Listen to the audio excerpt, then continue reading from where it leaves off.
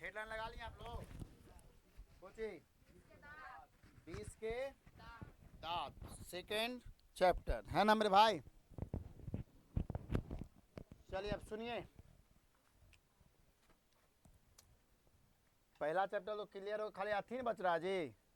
Question तो question answer दोनों का साथ ही करा देंगे, ऑब्जेक्टिव और सब्जेक्टिव दोनों। अब सुनो ध्यान से, 20 के दांत बहुत इंपॉर्टेंट चैप्टर है, इससे सवाल आएगा। अब कोई एग्जाम उठा के देख लीजिए, एक से 2 से 3 ऑब्जेक्टिव भरा रहेगा और सब्जेक्टिव में भी पूछेगा। तो इस चैप्टर को आप मानिएगा 1 नंबर, 1 नंबर मतलब इंपॉर्टेंट। लेसन 1 2 है ना, हो लेसन 2 जिसका नाम क्या है, 20 के दांत। दांत आप लोग का है ना, ठीक। ये सोना नियत है, हमारे तो चांदी नियत है बाबू, हम सोना वाला दांत नहीं रखते हैं। कुछ ये बोलो, कोई दिक्कत? सुनो अब ध्यान से सुनिएगा, लेखक परिचय से सवाल आते रहता है और लेखक परिचय ये याद हो जाएगा आपको। बताइए 20 के दांत क्या है, कहानी क्या है मेरे भाई। तो पहला तो ये याद कर लीजिए, 20 का दांत कहानी है, कहानी, कहानी सही लिखे है ना। 20 का दांत क्या है, कहानी है, 20 का दांत। और श्रम विभाजन और जाति प्रथा क्या था, निबंध था। अब देखिए, तो ये सवाल आया कि 20 का दांत है, निबंध, कहानी, भाषण, इनमें से कोई नहीं, तो क्या मारिएगा। तो पहला चीज ये क्लियर हो गया। देखिए 20 के दांत का जो लेखक थे उनका नाम था नलिन बिलोचन कुछ क्या था नाम जी, बोलो पीछे से। इनका जन्म बिहार राज्य में पटना डिस्ट्रिक्ट के बदरघाट में हुआ था 18 फरवरी 1916 ईस्वी को। कितना ईस्वी में, क्लियर हो गया ना। तो बताइए 20 के दांत का लेखक कौन था, नलिन बिलोचन। कोई दिक्कत? चलिए अब आगे सुनिए, इनका जन्म कहाँ हुआ था। तो हम लोग जान लेते हैं लेखक परिचय। लेखक परिचय। देखिए प्यारे दोस्तों, पहला पॉइंट हम लोग क्या जानेंगे कि इसका लेखक, 20 के दांत का लेखक कौन है। लेखक बोलिए कौन था, नलिन बिलोचन शर्मा। क्लियर हो गया। तो बताओ 20 के दांत क्या है, जिसका लेखक कौन है, ठीक है। आगे चलिए, तो इनका जन्म कहाँ हुआ था मेरे भाई। तो दूसरा पॉइंट जो हम लोग जानेंगे, जन्म। तो जन्म इनका 18 फरवरी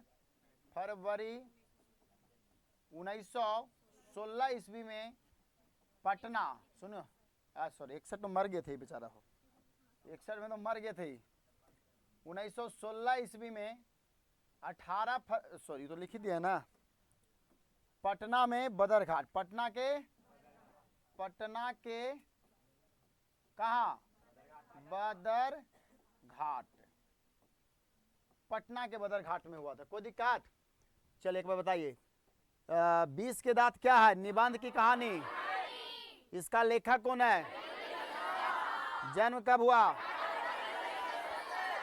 कहाँ हुआ, किस राज्य में, पटना बिहार में ना। चलिए अब सुनिए, इनके पिताजी का नाम जान लीजिए, क्योंकि लेखक का जान लीजिए, जो पैदा किए उनको जानिएगा ना। तो इनके पिता का नाम था, पिता का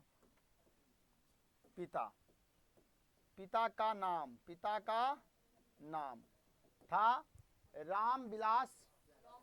रामा अवतार शर्मा। कुछ था, राम विलास नहीं, रामा अवतार शर्मा, रामा अवतार ऐसे लिखा है ना, हो रामा अवतार शर्मा। किताब उतार रखें, हिंदी वाला लिखे ना हो, रामा अवतार शर्मा। और इनका माता का नाम था रत्ना शर्मा, रत्ना देवी शर्मा, रत्नावती शर्मा, की बोले देवी शर्मा। चलिए नेक्स्ट पॉइंट देखिए, चौथा, माता का नाम क्या है, बोलो। रत्नावती शर्मा। चलिए पहले इतना बात याद कर लीजिए, लेखक परिचय याद कर लीजिए, इससे क्वेश्चन आते रहता है। बताइए 20 के दांत क्या क्या रे मेरे भाई, कौन वाला लिखवा के दिखाऊं रहा। हाँ कुछ है कहानी। लेखक बताइए, इसका लेखक कौन था? जन्म कब हुआ, कहाँ हुआ, किस राज्य में, पिता का नाम, माता का नाम, एनी प्रॉब्लम। अब इनकी सुनिए, ध्यान सुनिए, इनकी जो शिक्षा, जो प्रारंभिक शिक्षा हम लोग कहते हैं स्कूलिक शिक्षा, वो पटना के कॉलेजिएट स्कूल से हुआ था। किससे हुआ था? कोई दिक्कत? अब पटना विश्वविद्यालय से हिंदी और संस्कृत में एमए किए थे। हिंदी और संस्कृत में क्या कहते हैं? अगर आपसे पूछता है कि नलिन बिलोचन शर्मा का स्कूली शिक्षा किस विद्यालय से प्राप्त किए हैं, तो बताना है पटना कॉलेजिएट, पटना कॉलेजिएट। और एमए की डिग्री किस स्कूल से लिए थे, विद्यालय से लिए थे? तो पटना विश्वविद्यालय से लिए थे। और पटना विश्वविद्यालय में ये जाके पढ़ाए भी, वहाँ का प्रोफेसर भी बने ये, है ना। कब बने थे? तो 1959 ईस्वी में, 1959 और मरते उपरांत तक वहाँ ही रहे थे। और 12 सितंबर 1961 ईस्वी में इनकी क्या हो गई? मृत्यु हो गई। इस दौरान अपने जीवन की जो कड़ी थी 16 में पैदा लिए थे, अब बहुत जल्द मर गए, ज़्यादा दिन तो नहीं जिंदा रहे। देखिए ना, 16 में पैदा लिया, 61 में जाके क्या हुए, तो ज़्यादा बरस तक जिए नहीं। इस क्रम में अपने जीवन की इस जो टाइमिंग चला इनका, इस क्रम में इन्होंने बहुत सारी चीज़ों की रचना की है। तो उनकी कुछ रचना है, जैसे दृष्टिकोण, उसके बाद साहित्य का, साहित्य का इतिहास, उसके बाद मानदंड, और उसके बाद हिंदी उपन्यास इनकी कुछ प्रमुख क्या है रचनाएं हैं। जो पूछ देता है कि निम्नलिखित में नलिन बिलोचन शर्मा की रचना है, तो उसमें से दृष्टिकोण याद रखिएगा, साहित्य का इतिहास याद रखिएगा, मापदंड याद रखिएगा, और हिंदी उपन्यास याद रखिए, हिंदी उपन्यास, ये सब इनकी रचना। एक तो सबसे अच्छा रचना आप देख ही रहे हैं, जो पढ़ रहे हैं आप, कौन? 20 के दांत किनकी रचना थी? बस। और इससे ज्यादा हमको नहीं लगता है कि लेखक परिचय से पूछा जाएगा, एक ज्यादा नहीं आता है। और क्या पूछेगा इससे? तो एक बार बताइए 20 के दांत क्या है? बिना देखे हुए बताइए 20 के दांत क्या है? इनका इस कहानी का लेखक कौन है? इनका जन्म कहाँ हुआ था? कहाँ हुआ था? कब हुआ था? क्लियर? इनके पिता का नाम क्या था? माता का नाम? क्लियर है? अब पिता हो गया। इनका मृत्यु कब हुआ? नहीं लिखे है ना। आइए देखिए, 12 सितंबर इनकी मृत्यु। उनसे पहले हम लोग इनकी रचना को जान लेते हैं। 5वां पॉइंट में रचना। अरे बाबू, इनकी जो प्रसिद्ध रचना हो दृष्टिकोण, कुछ हो गया पहला दृष्टि, कैसे लिखा? दृष्टिकोण, सही लिखा है ना? हो हला नहीं। साहित्य का इतिहास, ऐसे लिखा है साहित्य। 2 मिनट।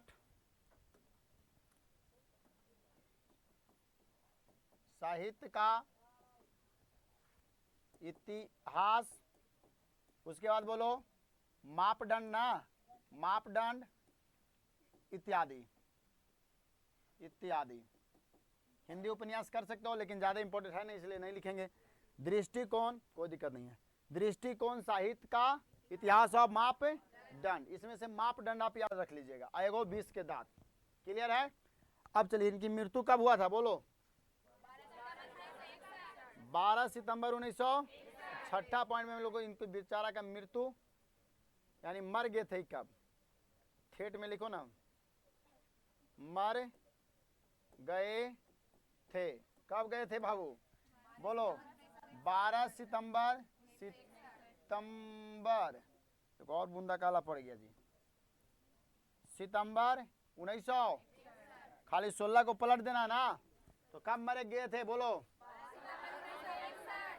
कब पैदा लिए थे? तो ये दो चीज याद रखिएगा। इनकी प्रमुख रचनाओं में पहला कौन था? दूसरा कब चल गए? यानी राम राम सत्य हो गया इनका 12 सितंबर 1900। कितने बरस की उम्र में हो? लगभग 45-46 है ना। तो इतना बात आप लोग को याद हो गया है? बोलिए, याद हो गया? लिखा दिया जाए तो लिखिए। 20 के दांत हेडलाइन लगाइए और इस तरह से करके लिख लीजिए कहानी। एक एक चीज है, याद हो जाएगा। ज्यादा तो मैं ना कर सकता हूँ, अच्छा पढ़ा लेते हैं, लेकिन इतना पढ़ा देंगे कि क्वेश्चन नहीं छूटेगा। हिंदी का कोई हम जानकार नहीं है, लेकिन इतना जरूर है कि समझ हमको है। आपको पढ़ा देंगे, कैसे एग्जाम में आता है उससे क्वेश्चन पार नहीं होगा। चलिए मेरे भाई, जल्द से जल्द उतार दिया जाए। लेखक परिचय।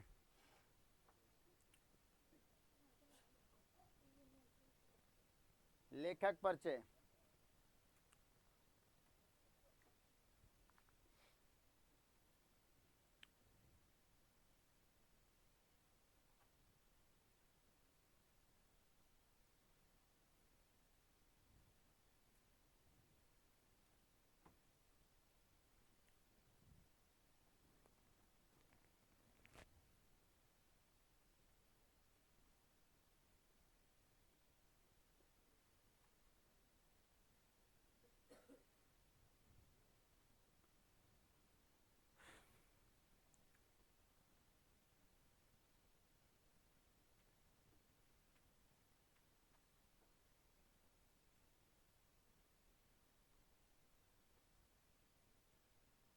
हो गया प्यारे? ऊपरे करें?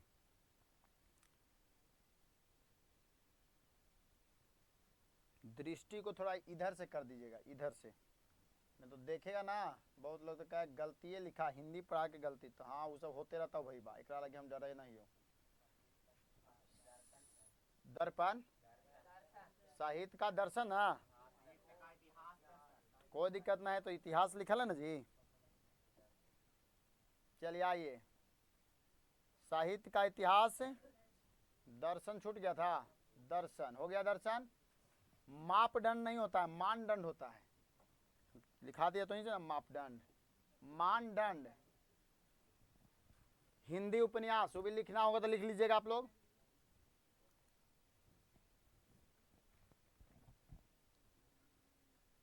जल्दी जल्दी उतारिए, क्योंकि आज इसको रेल देना है 1 घंटा में। हाँ अरे इतना याद तो करा देंगे, भुलेबे नहीं करे। कितनों हिंदी का कोई विख्यात का है ना टीचर है, ओकरा याद है तो ओरा याद रहे तो है ना। कैसे कैसे हिंदी पढ़ावला हम सीखे हैं। कुछ बोलो।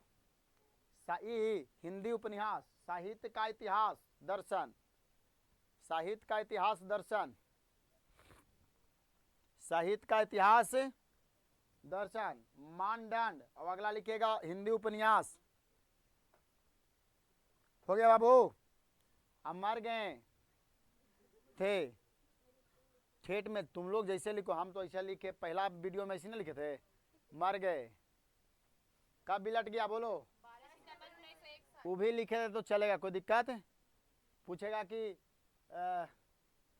कौन है नलिन बिलोचन शर्मा कब बिलट गए थे, अगर बोर्ड के एग्जाम में ऐसे आ जाए तो लैंग्वेज का धज्जिया उड़ जाए। 12 सितंबर 1961 में, कोई दिक्कत? आए घरे मरे थे, आओ कहाँ मरेंगे पगला? खटिया पर, खटिया पर मरे थे, टांग ऊपरे था मुड़ी नीचे। देखिए बच गया। कौन होते हैं, कौन नमूना होगा? अरे भाई हम ही ने के थे हो। हाँ भाई बा, हेलो। नहीं नहीं वही बोले थे, वही गरी किए थे।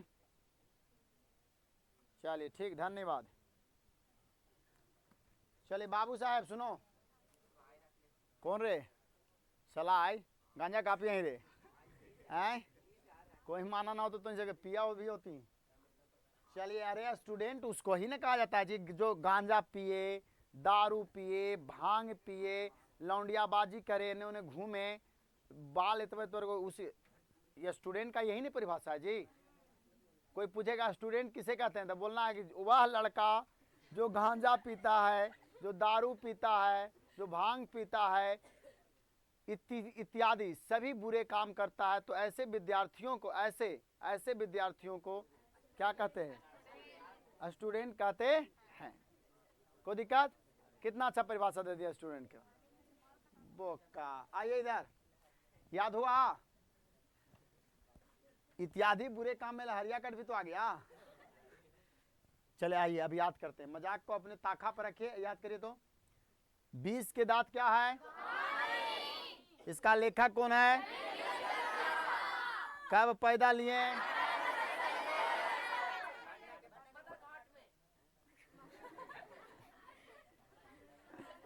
बर्दाश्त कर नहीं, बर्दाश्त न हो रही। कहाँ हुआ था मेरे भाई? पटना के। सवाल सुनिए, पिता का नाम, माता का नाम, रचना इनकी प्रमुख। बर्दाश्त पहला, दूसरा हिंदी। कोई दिक्कत? अब सुनिए, मर कर कब गए? नीचे एक पॉइंट और नोट लगा के लिखिए, कहां से इनके स्कूली शिक्षा प्राप्त हुआ था ऊ। तो लिखिए नोट में, नलिन बिलोचन शर्मा का स्कूली शिक्षा, नलिन बिलोचन शर्मा का स्कूली शिक्षा पटना कॉलेजिएट स्कूल से हुई। नलिन बिलोचन शर्मा का स्कूली पढ़ाई यानी स्कूल पढ़ाई, स्कूली शिक्षा पटना कॉलेजिएट स्कूल से हुई। पटना कॉलेजिएट स्कूल से हुई और पटना विश्वविद्यालय से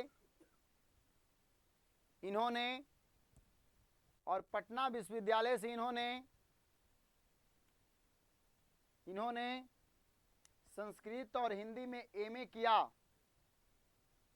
और पटना विश्वविद्यालय से इन्होंने हिंदी और संस्कृत में एमए किया। हिंदी और संस्कृत में एमए किया। हिंदी और संस्कृत में क्या किया मेरे भाई? एमए किया। चलिए आइए, जितने भी बात इनका था उनको हम आपको दिखा देते हैं।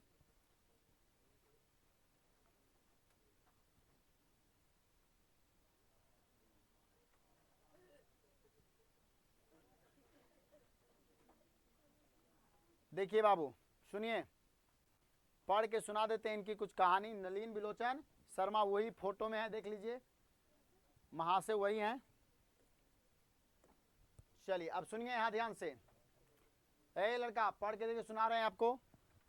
आपके पास बुक होगा, आप ही के बुक का चीजें हैं। देखिए, नलिन बिलोचन शर्मा के बारे में कुछ जीवनी इनकी। नलिन बिलोचन शर्मा का जन्म कहाँ हुआ था मेरे भाई? 18 फरवरी 1916 ईस्वी में पटना के बदरघाट में हुआ। कोई दिक्कत? अच्छा, इनकी एक चीज लिखाना भुला गई, इनकी जो भाषा थी कैसी थी? भाषा कैसी थी? तो लिखिए जल्दी से नोट नंबर 2 में। इनकी भाषा भोजपुरी थी। इनकी भाषा भोजपुरी थी। इनकी भाषा भोजपुरी थी मेरे भाई। हो गया? इनकी भाषा क्या थी? अब सुनिए, अभी मैंने बताया आपको इनके पिता का नाम, बोलिए। रामा अवतार। चलिए, तो देखिए इनके पिता का नाम क्या था? रामा अवतार। और इनकी माता का नाम क्या था? रत्नावती शर्मा। रत्नावती। अब देखिए बाकी बात आप लोग पढ़ते रहिएगा। उनकी स्कूली शिक्षा देखिए, मैं अभी बताया पटना कॉलेजिएट स्कूल से हुआ था। और ये पटना विश्वविद्यालय से किसकी डिग्री लिए थे? एमए की डिग्री लिए थे। किसमें लिए थे? संस्कृत और हिंदी में। संस्कृत और बाकी बात को आगे समझिए। अब देखिए आगे क्या कहता है, इनकी मृत्यु हो गया था, अभी तो बताए थे 12 सितंबर 1900, कट गया था, कट गया। देखिए इनकी मृत्यु कब हुआ था, 12 सितंबर 1961 को। हिंदी कविता में देखिए इनकी जो प्रमुख रचनाएं थी, पूरा क्या पढ़े यहाँ देख लीजिए रचना। पहला कौन था, दृष्टिकोण, साहित्य का इतिहास दर्शन, मानदंड, हिंदी उपन्यास, है ना। बाकी आपके पास किताब है, जाके पूरा एज रीड कर लीजिएगा क्या क्या बातें की है, लेकिन यही मुख्य बात है जिनको याद करना है आपको। कोई दिक्कत? चलिए अब आगे बढ़िए, आ जाइए। कोई दिक्कत नहीं तुमको हो रहा है जी, किताब रख ले तो इन सबकी नहीं अभी लिया है। हिंदी किताब को ऐसे पढ़ते रहना चाहिए, कुछ ज्ञान बढ़ेगा। अब आइए सुनिए, अब कहानी सुनते रहिए बैठ के, बहुत अच्छा है। इसमें एक बड़े बाप के बिगड़ैल बेटे और गरीब बाप के अच्छे बेटे की कहानी है ना। एक को उनकी बुरी लक्षण में उनको एक अच्छाई दिखती थी। बड़े बाप का बेटा जो था, क्योंकि बुढ़ारी में पैदा लिया था, आशा जब छोड़ दिया था ना, दम आशा कि अब कोई नहीं होगा, खिलौना फिर आ गया तो उसको ज़्यादा ना माना जाएगा। जैसे अगर हमें नौकरी का कोई आशा नहीं है, नौकरी लग जाए तो हमारा बाप बड़ा और माँ जो होगा ना वो पूरा घमंडियल हो जाएगी, फिर बाप है बेटा के हमें तो नौकरी लग गया। तो उसी कहानी था। इन नलिन बिलोचन जी ने एक अमीर बाप का, जो अमीर जो आदमी था, उनका बाल बच्चा हो ही नहीं रहा था, लेकिन एक बुढ़ारी में जाकर आशा छोड़ने के बाद एक बेटा हुआ तो उसको दुलार तो ज़्यादा होगा ना। और कुछ भी गलत काम करता था, इनको लगता था कि इसमें एक इंजीनियर की लक्षण दिख रही है, लेकिन वो इंजीनियर होता नहीं था। अब वही कहानी को इसमें नलिन बिलोचन शर्मा ने अच्छे ढंग से व्याख्या करके आपके सामने परोसा है, उसको पढ़ लीजिए। और यही हमारा बिहार सरकार का दयनीय स्थिति है जो आपको ये पढ़वाएगा। देखिए मेरे भाई, सेन साहेब समझ रहे हैं ना, सेन साहेब की नई मोटर कार बंगले के सामने बरसाती में खड़ी है। बरसाती में क्या है, पूरा तोप उप को उसको एकदम खड़ा करके रखे हुए थे। नली अति सेन साहब का एकदम मस्त कार लिए थे, जो हमारा जैकेट की तरह था, काला। कैसा था, चमचम ऐनक नहीं है तो उसमें देखिएगा तो एकदम झलक जाता था चेहरा। काली चमकती हुई, कैसी थी, काली चमकती हुई स्ट्रीमल लैंड इंड जैसे कोयल घोंसले में की कब उड़ जाए। मैंने इस तरह से खड़ा था जब चमकती हुई काली कार, जिसका कार का नाम क्या था, स्टीमल इंड, जैसे कोयल जो होता है कब वो घोंसले में से उड़ जाए, लग रहा था कि अब कब ये गाड़ी चलने लगेगी। सेन साहेब को इस कार पर नाज है। सेन साहब को इस पर लगता था कि क्या ऐसा कार तो अभी कोई नहीं लिया है, मेरे पास है, इस पर बहुत हमको गर्व है, नाज है उनको।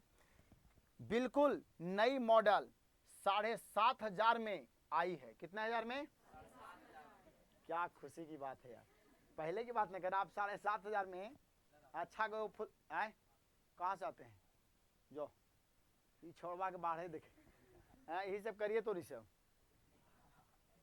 और देखिए बिल्कुल नई मॉडल और 7,500 में। तो पूछेगा कि सेन साहब के मोटर कार का कीमत कितना था, किस रंग का था, ये दो ऑब्जेक्टिव क्वेश्चन को याद कर लीजिए, किस कलर का और कितने का।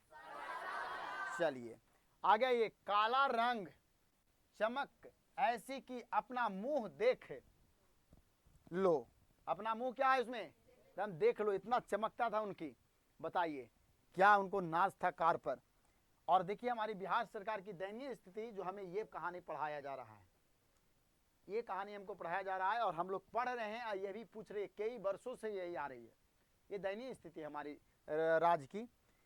कहीं पर एक धब्बा दिख जाए तो क्लीनर जो साफ करने वाला वहां रखल है, और सोफर पोछने वाला की सामत ही, सोफर था डिलाइवर, सोफर कौन था, डिलाइवर, अगर उस पर आ गया ना तो समझो कि सामत है। इतनी बरसते थे सेन साहेब, इतनी डांट मिलती थी उनको, कहना नहीं है, सामत ही समझो। मेम साहेब, अब समझ ही रहे हैं कौन है मेम साहब, कौन है समझ रहे हैं ना, होम मिनिस्टर, जिनसे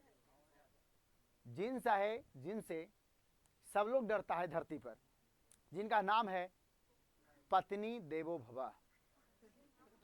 है ना। पत्नी, पत्नी जो सबके ऊपर, आप डीएम, एसपी, राज्य का मुख्यमंत्री, देश का प्रधानमंत्री या देश का राष्ट्रपति हो, सबका ऊपर एक रहता है जिसका नाम है पत्नी देवो भव, है ना। पत्नी, उनसे कोई नहीं बचेगा भाई, सब लोग उनके पास, है ना। आइए देखिए, तो अब से मेम साहेब, अब देखिए मेम साहेब, मेम साहेब की सख्त ताकीद है कि खोखा खोखी, खोखा खोखी का मतलब यहाँ पर ये लड़का लड़की, लड़का लड़की, खोखा खोखी का मतलब क्या हो गया, लड़का लड़की। कहते कोई लड़का लड़की इस कार के पास नहीं आना चाहिए, अगर आ गया ड्राइवर साहेब तो आपका खैर नहीं है। एक इसमें खरोच नहीं आनी चाहिए, कैसा, क्योंकि चमकदार है दम, अपना मुंह देख लेंगे इसमें, और इस पर हमारी पति देव का शान है ना। काली रगन का है, कितना में लिए हैं, इसके लिए ना थे। अब सुनिए, तो खोखा खोखी गाड़ी के पास भटकने, अब फटकने लिख दिया है तो किताब का ना दोष है, फटकने यानी भटकना ना पाए, वहां पर कोई नहीं आना चाहिए। अगर आ गया और कुछ खरोच आ गया तो समझ लो चलाने वाले ड्राइवर साहब आपका खैरियत नहीं है। जो ये भोरे उठ के फरेश रहे गधा, हो गए तो ऐसी आग लई। आओ इधर, अगला चलते हैं मेरे भाई, देखिए अगला स्लाइड देखो। ए सुनो, अगला क्या कहता है जो सुनिए, कहता है कि लड़कियां, लड़कियां, सही है ना, हो किताब आप लोग खोल के देखिएगा, सही जा रहा है ना स्लाइड, हाँ एकदम सही है। अब सुनिए, यहाँ ए बाबू सुनो सुनो कहानी सुनो। लड़कियां तो पांचों बड़ी सुशील है, कैसा है, लड़कियों को ऐसा पाला गया है, ऐसा पाला गया है कि कोई बुरा लक्षण उसमें नहीं है। क्या करना है सुनिए, लाइफ में सक्सेस होने के लिए क्या करना है उनको नहीं बताया गया है, लेकिन आपको घर में ही रहना है, आप कठपुतलियां हैं, ये सब उनकी नज़र में है। हमारी बेटी बाहर नहीं जाएगा, अन्य प्रकार की चीज़ें सिखाई गई है, लेकिन सक्सेस होने वाला कोई लूर नहीं दिया गया है, शिक्षा से इनको दूर रखा गया है। तो वही कह रहे हैं, लड़कियां तो पांचों बड़ी सुशील है। तो पूछेगा सेन साहब का कितनी लड़कियां, एगो, एगो मन्नत से पाया गया बेटा बुढ़ारी में, वो लाडला ना होगा जी। अब कहा जाता है कि जो बेटा होता है ना वो बूढ़े लाठी होता है, बूढ़े का, बुढ़ारी का सहारा होता है। अब सोचो बुढ़ारी का सहारा नहीं आ रहा था, लास्ट में आशा छोड़ देने के बाद मिल जाए, क्या बात है। अब लड़कियों को भाई जान ही रहा था कि तो सब लोग मानते हैं, सेंसा भी मान रहे थे, इनका क्या गलती है। लड़कियां तो पांचों बड़ी सुशील, पांच पांच ठहरी और सो भी लड़कियां, बाप रे बाप डर गया था सेन साहब। तहजीब और तमीज की तो जीती जागती मूर्त ही है। यानी सेन साहब की जो पांचों लड़कियां हैं उनके अंदर अनुशासन, तमीज, बातचीत करने, ये सब में तो कहना ही नहीं, इतना सिखाया गया है कि मत कहिए। दम मूर्त है, अगर कोई चीज सीख मिलना है तो उनसे जाके लीजिए। उदाहरण पात्र हो गए थे कि देखिए तो उनकी बेटी कैसी है, ना बाहर जाती है, ना कोई बुरा काम करती है, अच्छा है, ये मैंने उदाहरण बन गई थी लड़कियां। लेकिन इनके अंदर कोई शिक्षा का ज्ञान नहीं था, ठीक ना। खाली सेन साहब यही सिखाए। मिस्टर और मिसेज सेन ने, उन्होंने क्या करना चाहिए यह सिखाया हो या नहीं, लेकिन क्या क्या नहीं करना चाहिए इसकी उन्हें अच्छी तालीम दी गई है। लाइफ को अच्छे बनाने के लिए क्या करनी चाहिए इन कोई जानकारी उनको नहीं मिला, लेकिन क्या नहीं करना चाहिए लाइफ में ये बताया गया कि ये गलत है काम, ये नहीं करना है, ये गलत काम है, इसको नहीं करना। लेकिन क्या अच्छा ये नहीं बताया गया कि ये करो तो अच्छा होगा, ये सब कोई जानकारी नहीं है। लेकिन जो नहीं करना है वो एकदम अच्छे से बताया गया है इनको, ठीक है। आगे चलते हैं कि बस लड़कियां क्या है, कठपुतलियां हैं। उनकी नजर में लड़कियां क्या थी, कठपुतलियां, जो मैं कहूंगा वही करेगी, अपन मन से इसको कुछ नहीं करना है। और उनके माता पिता को इस बात का गर्व है कि बेटी हमारे ही बात पर आती है, हमारे बातों को टालती ही नहीं है, गर्व है उनको अपने माता पिता। वे कभी किसी चीज को तोड़ती फोड़ती नहीं, वे दौड़ती और खेलती भी है, लेकिन सिर्फ शाम के वक्त। और चूंकि उन्हें सिखाया गया है कि ये बातें उनकी सेहत के लिए जरूरी है, वे ऐसी मुस्कुराहट अपने ओठों पर ला सकती है कि सोसाइटी की तरीकाएं भी उनसे कुछ सीखना चाहे तो सीख ले, पर उन्हें खिलखिलाकर किलकारी मारते हुए किसी ने सुना नहीं। सुनिए, ऐसी तमीज सिखाई गई है कि आपको खेलना है, ऐसा नहीं कि नहीं खेलिए आप, लेकिन शाम को खेलना, हंसना है लेकिन नोट तक, आपको खिखिया के नहीं हंसना है कि अगल बगल सुने। आपसे लोग सीखे कि कैसे रहना है, कैसे सोसाइटी में रहना है, इस तरह से। अब आप लोग देखिए, आप लोग हंसते हैं तो चल जाता है दिल्ली तक आवाज, है ना, दिल्ली तक आवाज आता है, वहां सुन लेते हैं प्रधानमंत्री। लेकिन ये जब बेचारी हंसती थी, इतनी मजबूरी थी कि अपनी खुशी को इजहार नहीं कर सकता है कस के चिल्ला के। सेन साहब इस पर इतना दबाव बना के रखते थे, मुस्कुराना है सिर्फ, बस। इतनी अनुशासन सिखाई गई बच्चियों को। मैंने कठपुतलियां जो मैं करूंगा वो करना है आपको। उदाहरण पात्र बन गया था समाजों में, सोसाइटी में, कि कैसी सेन साहब की 5 बेटियां हैं। देखिए, मिसाल है, मूर्त है, इज्जत करती है, ना ज्यादा हंसती है, न खेलती है, न दौड़ती है, न कहीं घूमती है, बस शाम के वक्त अपने बाहर की पार्क में घूम के खेल लेती है, बस ना हंसती है, आराम से आती है, आराम से चली जाती है। क्या बात है भाई। आगे चलते हैं। सेन परिवार के मुलाकाती रसक के साथ अपने शरारती बच्चों से खिसकर कहते हैं, खिसका कुचिए लिखे लो, सूझ नहीं रहा यहां से, सही है ना, किताब देखे दो हमको। चलिए आगे चलिए। एक तुम लोग हो और मिसेज सेन की लड़कियां हैं। मैंने देखिए अगल बगल के जो है पड़ोसियन, वो अपने बच्चों से खिसियाकर कह रहा है कि देखो तो, एक सेन साहब, मिसेज सेन की एगो 5 बेटियां हैं, एगो तुम लोग हो, हरामी कुछ मैंने, है ना, जो भी हरामी। आगे आइए, आगे नहीं बोल सकते हैं। अबे अबे देखे ना, न लिखा है, हाँ अबे गालिए ना है। अबे फूल का माला तोड़ने के लिए बना है, अच्छा गमला तोड़ने के लिए बना है, तुम लोग के मारे घर में कुछ भी तो नहीं रह सकता है। कह रहा है अभी हम लोग को भी गाली मिलता है ना घर पे, कोड़िया भुजपट्टा तोड़ चलते, कुछ नहीं घर में लेबो, सब तोड़ दें। तो ये सब कह रहा है। अगल बगल की जो पड़ोसी है वो कह रहा है कि देखिए सेन साहब की लड़कियां कैसी है, जो ना हंसती है ज्यादा, ना खेलती है ज्यादा, शाम के वक्त खेलती है, ना दौड़ती है, हंसती है तो हम लोग आवाज नहीं आज तक सुने हैं, कितनी सुशील है, एक तहमीज, अनुशासन का एक मूर्त है उसमें दिखता है। लेकिन तुम लोग बानर, तुम लोग हरामी कैसे हो, जो ना एक गमला का फूल रहने देते हो, सॉरी ना गमला रहने देते हो, घर में कोई चीज नहीं रहने दो, सब तोड़ फोड़ देते हो। आपके चलते हम भी तो नहीं रह सकता, हमारे घर में कुछ भी नहीं रह सकता तुम लोग के चलते। ऐसा हम लोग गाली सुने हैं ना, एकदम सुने। वही कहानी को छापते हैं। अब बताइए, कहानी हमको पढ़ के या पढ़ा के, हम हिंदी तो पढ़ाते नहीं थे लेकिन अब पढ़ाना चालू कर दिए हैं, पढ़ते हैं तो ये लगता है कि हमारे बच्चों को काफ़ी मूर्ख बनाया जा रहा है और कुछ नहीं किया जा रहा है। काफ़ी, इससे अच्छा तो हमारी कहानी पढ़ा देता सौरभ सर का, आम तोड़ने वाला, लेकिन इसको जल्दी याद हो जाता कि जो, अरे इसके जगह पर कंप्यूटर डाल दो यार, हिंदी के जगह पर कंप्यूटर, ग्रामर रखो, हिंदी पढ़ना सीख जाएगा। ये कहानी दूसरा का आंसर कहाँ पढ़वा रहे हो हमको, जमानी आएगा हम पढ़ लेंगे, बुढ़ाई में हम यही से पढ़ेंगे, यही से पढ़ के अपना जीवन काटेंगे, हंसेंगे। लेकिन अभी कुछ ऐसा टेक्निकल पढ़ाई पढ़ाइए कि हमको मजा आए। अब बताइए, कंप्यूटर बिहार सरकार हटेले है, कंप्यूटर लाना चाहिए इस पे जगह पर, हिंदी की जगह पर क्या लाना चाहिए, कंप्यूटर। हमें अब इसकी जरूरत नहीं है, हमारी दुनिया बढ़ चुकी है, विकसित कर गया है। ये कहानी पढ़ के सेन साहब पगला पगली वाला कहानी, उनकी बेटियों को तमीज सिखाना है, क्या नहीं जानता ये एग्जाम में पूछेगा।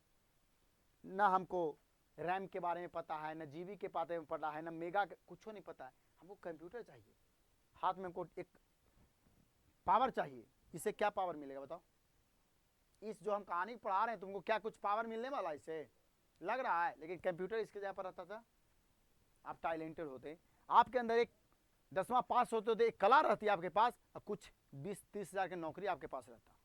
लेकिन आज हमारे यहाँ देख लीजिए, यही हमारी दुर्भाग्य है। जो पढ़िए आप, कोई दिक्कत नहीं दोस्तों, पढ़ना तो पड़ेगा। सुनिए यहाँ आइए, बाकी हिंदी वाले मास्टर साहब गाली मत दीजिएगा हमको, आपका विरोध हम कर रहे हैं, बात सही है, ग्रामर पढ़ाइए, कोई दिक्कत नहीं है, लेकिन इसका हम एकदम खिलाफ हैं। देखिए, सो जहां तक कुछ हो, सो जहां तक सेन परिवार की लड़कियों का सवाल है सुनो यार, उनसे मोटर की चमक दमक को कोई खास खतरा नहीं था। अब सुनिए, इतना सीधी थी, मूरत थी, कठपुतलिया थी, जो हिम्मत नहीं कि वहां पर जाके खड़ी हो सकती है, इतना इसको डरा के रखा गया था। तो कोई खतरा नहीं है, हम सीधा है, हमसे क्या खतरा है समाज को। लेकिन जो बिगड़ैल है उसे तो खतरा है ना, वो तो चाहबो न करे कि हमारे घर में वो आवे। तो यही चीजें समझ। लेकिन खोखा भी है, खोखा भी तो है। खोखा मने सेन साहब का लड़का, खोखी मने लड़की, खोखा मने सेन साहब का लड़का। तो कहता है कि उन लोग से तो खतरा नहीं है, उनकी गाड़ी का, चमकदार गाड़ी का, 7,500 वाला, उनसे नहीं है उनको। लेकिन है किससे गलत खतरा? लड़का से, लड़का से। खोखा जो एक ही है, खोखा जो एक ही को पैदा लिया था बुढ़ारी में, बुढ़ारी का बाल बच्चा ऐसे बिगड़ल हो तो सबसे छोटा है। खोखा ना उम्मीद बुढ़ापे की आंखों का तारा है। क्या है मेरे भाई? ना उम्मीद। उम्मीद का मतलब तो है, उम्मीदें नहीं था कि होगा, क्योंकि 5 को तो पहले से लक्ष्मी आ गई थी घर में, और उम्मीदें नहीं था उनको कि होगा भी, लेकिन हो गया अचानक। खुश हो गया, अरे बाप रे क्या आया घर में हमारे, पूरा लड्डू मिठाई बंटवाए, एकदम अचानक एकदम फुलझड़ियाँ इनके दिमाग पर आया। जिससे आके कहा ना दाई कि सेन साहब खुशखबरी है, तो क्या खुशखबरी होगा, वही आया होगा लक्ष्मी।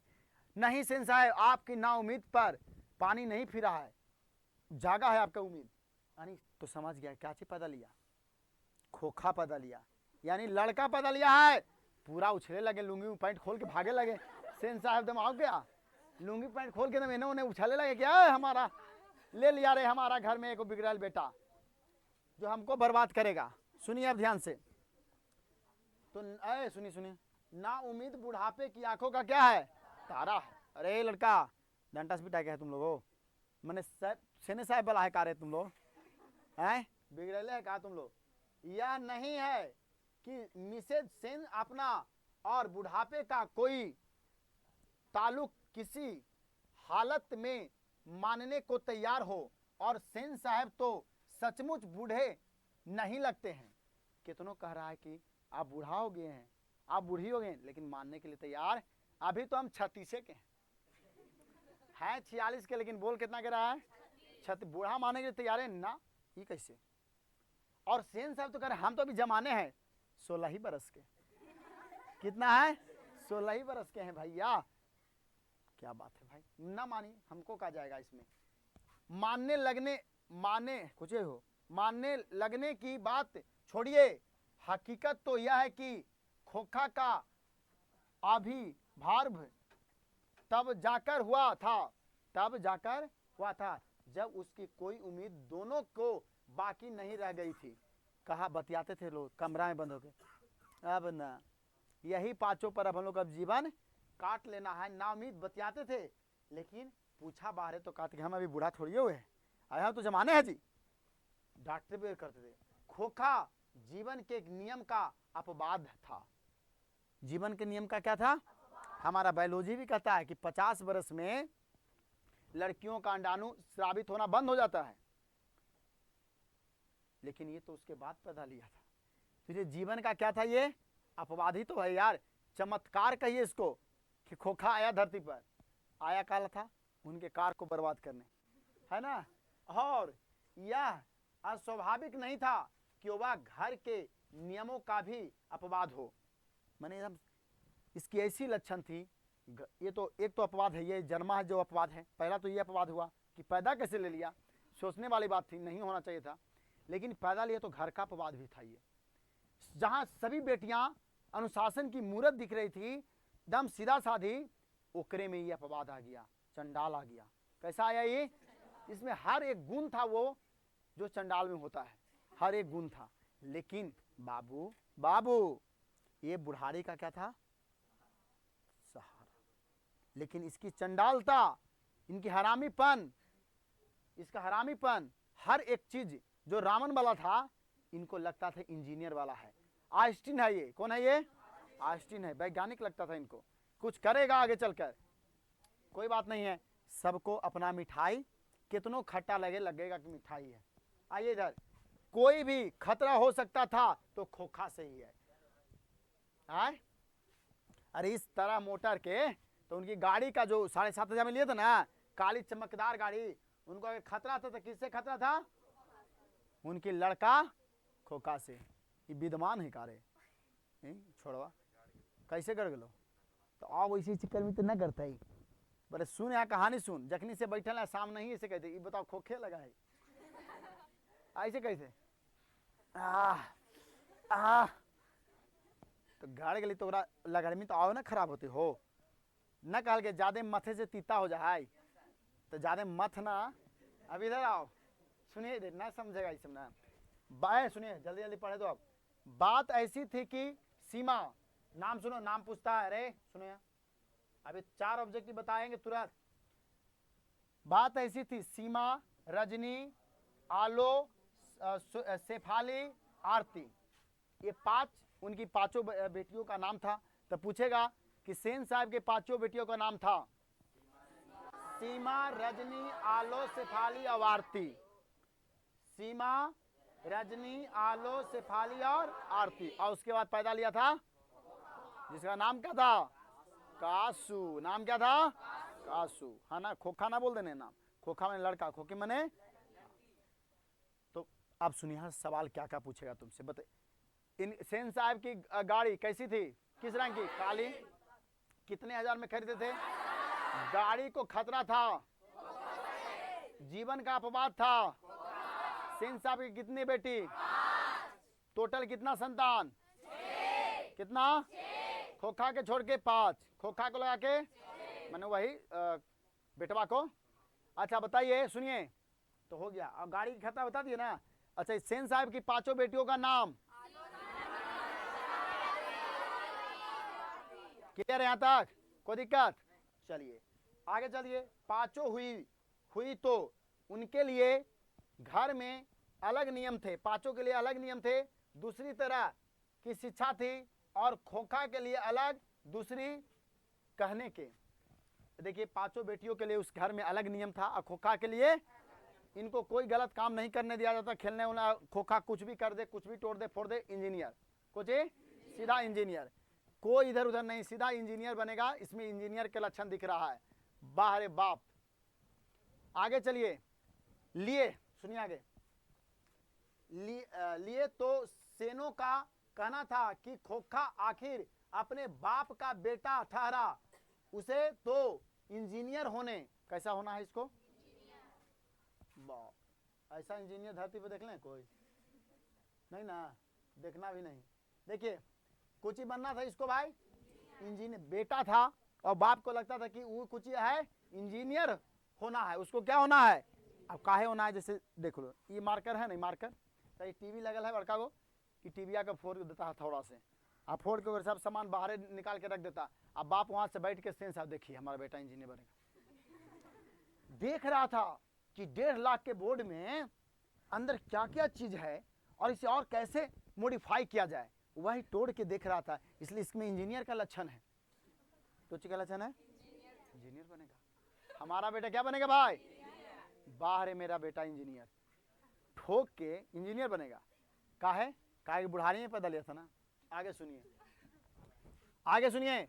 अभी से उसमें इसके लक्षण दिखाई पड़ते थे, इसीलिए ट्रेनिंग भी उसे वैसे ही दी जा रही थी।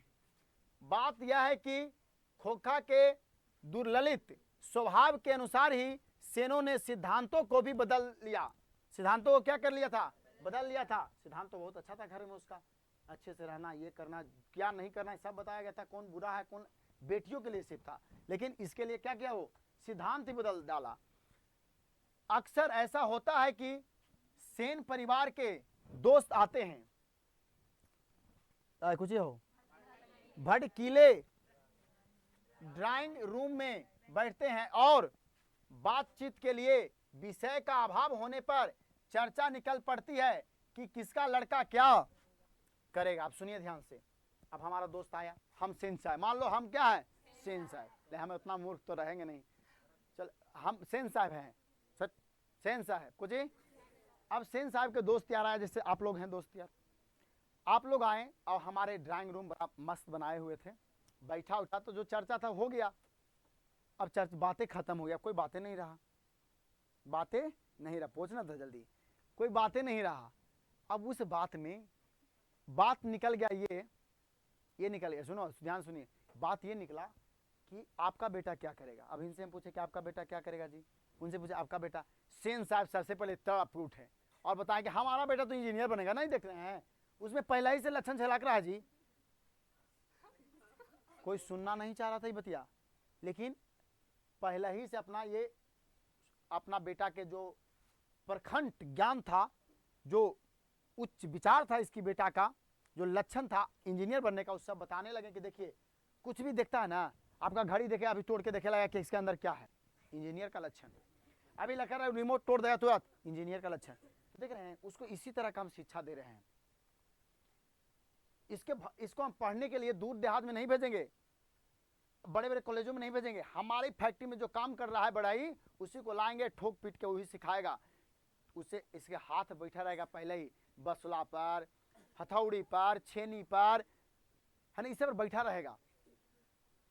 अब टिंकुआ का तो सब देख रहा है जी, है। अब सुनो इधर, इधर आओ, इधर आओ। अब बाकी सब मुंह के से हंस रहे थे, सेन साहब दम पागल है, इंजीनियर बनता हथौड़ी से, आए ठोके से इंजीनियर बन जाएगा, लेकिन हंस रहे, लेकिन ये अपना बात को हटा ही न रहे, सब बेचारा ऊब आप गया था। अब आगे चलिए पढ़िए। सेन साहब की बड़ी मौलिकता और दूरदेशी के साथ फरमाते हैं कि वह तो अपना लड़के को अपने ढंग से ट्रेंड करेंगे क्या, कर रहे हैं, करेंगे क्या, हम चालू कर दिए हैं।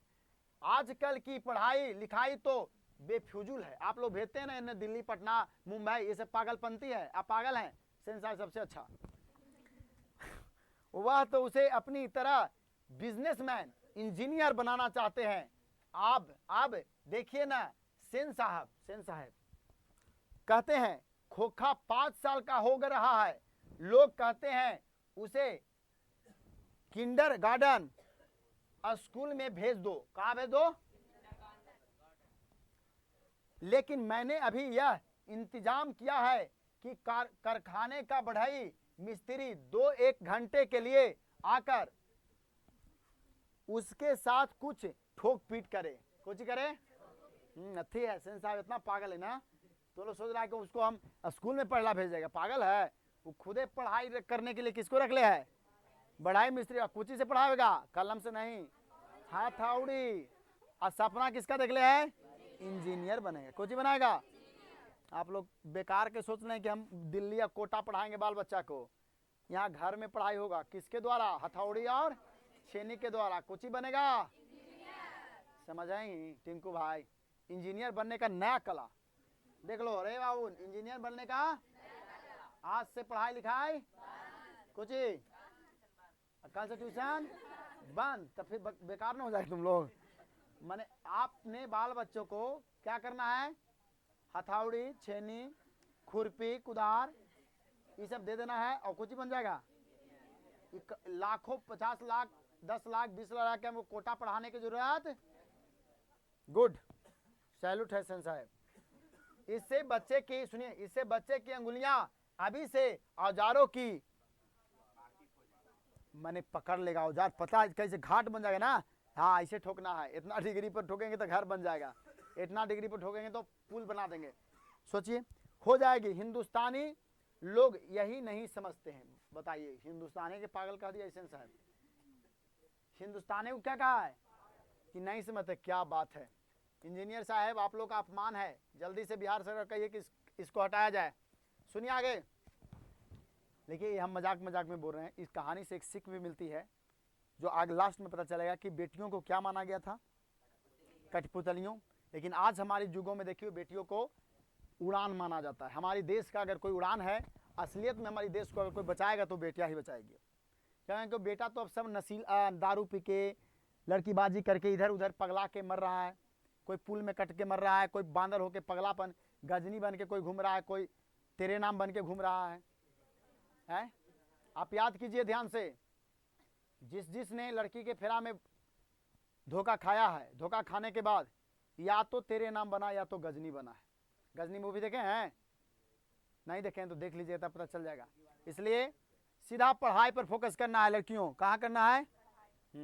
आइए, कुछ नहीं मिलेगा, लास्ट में आपको एक ही चीज मिलेगा जिसको कहते हैं धोखा। कैसे कहते हैं उसको?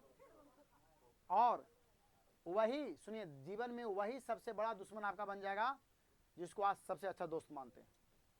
इसलिए सब समान है। हमारी देश कैसा? लोकतांत्रिक, सबको समानता का, इसलिए सबको समानता अधिकार मिलेगा। आइए, हाँ, एक दिन का कुछ लिखा है, वाक्य है कि ड्राइंग रूम में सेन साहब के कुछ दोस्त बैठे गपशप कर रहे थे।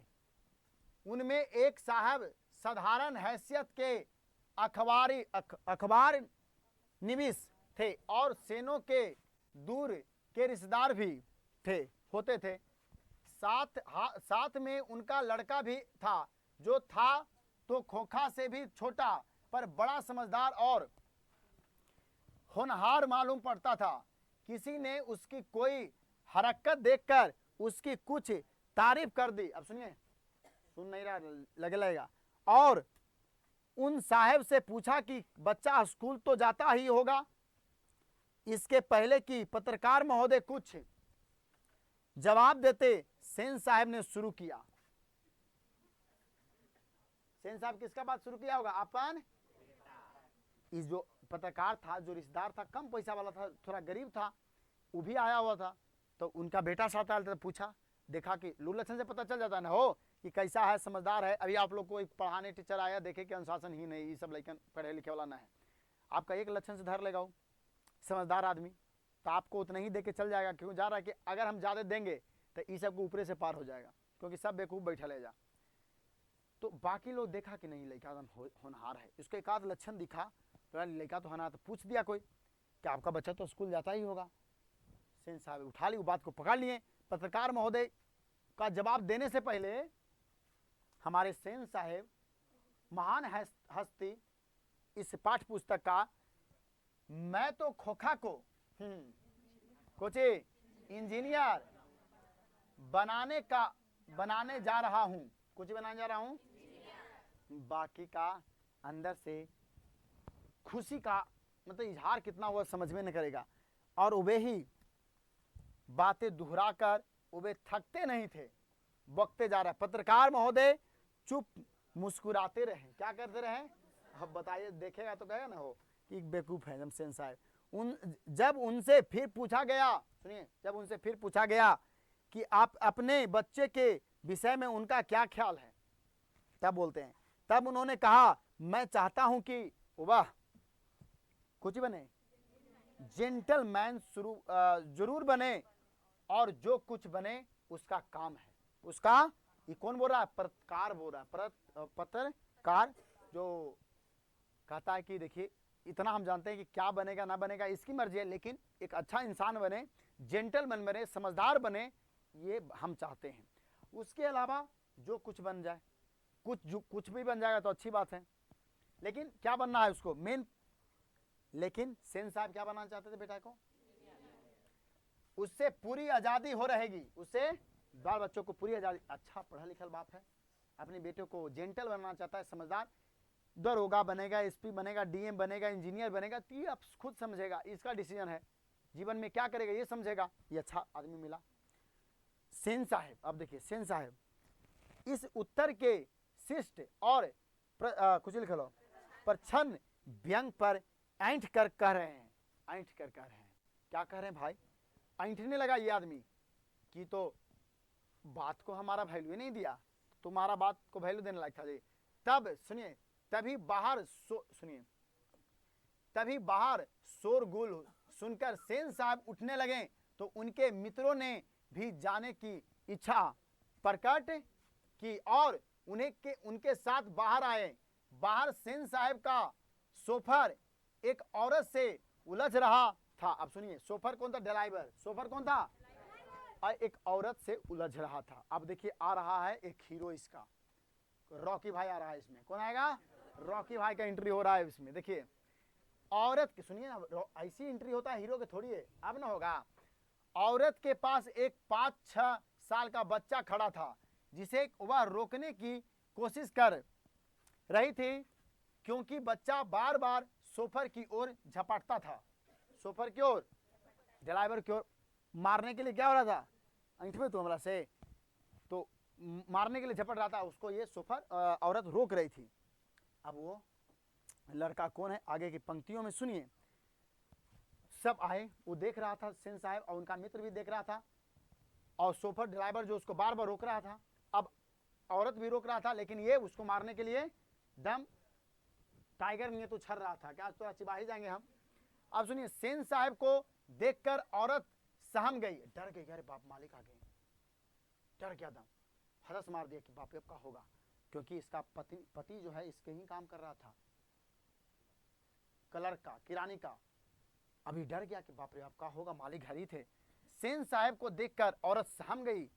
सोफर ने साहब की ओर बढ़कर धोक धोक के गया, चापलूस था ये, धोक कर गया, अदब के साथ, नमदब के साथ, इज्जत के साथ कहा, देखिए साहब, मदन गाड़ी को छू रहा था। मदन कौन? रॉकी भाई। मदन कौन? रॉकी भाई। मदन गाड़ी को छू रहा था। वो गरीब औरत की, यानी क्लर्क का बेटा था मदन। गाड़ी गंदी हो जाती, छुआ भी नहीं था और गाड़ी गंदी भी हो जाती।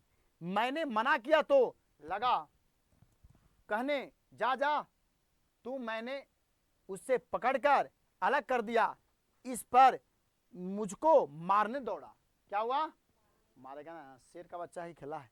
अब उसकी मां भी आकर खाम खा मुझसे उलझ रही थी। ऐसा बात नहीं था, वो तो बेचारी हटा रही थी ना, आई झूठो उसको चापलूसाई करके बता रहा है कि उसकी मां भी हमसे उलझ पड़ी।